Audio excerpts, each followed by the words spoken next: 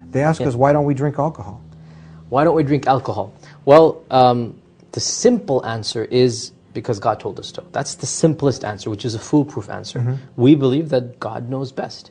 And whatever He tells us, we do it. Now, does that mean we have blind faith? Yes and no. Yes, because we believe that whatever God says, we need to do it. But no, in that we first rationally come to the conclusion that this is a true God who has sent us this book. That is something we need to think about. So we don't expect people to just accept Islam because we tell them to. We want people to critically think and challenge themselves and think about the fact, is this a true religion or not? Is this a true prophet or not? Is this a true book of God or not? Once they answer yes to all of these questions, that's rational.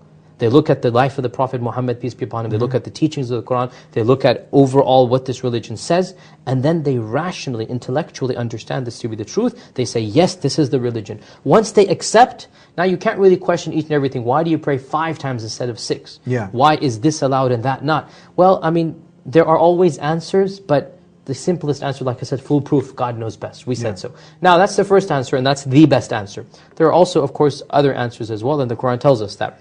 The Quran very clearly says about alcoholic drinks, and by the way, it's not just alcohol. In our times, drugs, anything that intoxicates the mind, that makes a person... Marijuana. Everything. Marijuana, coke, crack, hashish. Everything is out of the question. These any of these things are severely prohibited in our religion. Because I've heard some people actually say that it doesn't say now that you can... These are Muslims trying to justify things. And there are no scholar says this, no reputable legal authority says this. And of course, God says so in the Quran quite clearly that there is some benefit in alcohol. Nobody denies this, those that drink it. I mean, there is some benefit in alcohol. But God says the evil is much more than the benefit. The harm is more than the good.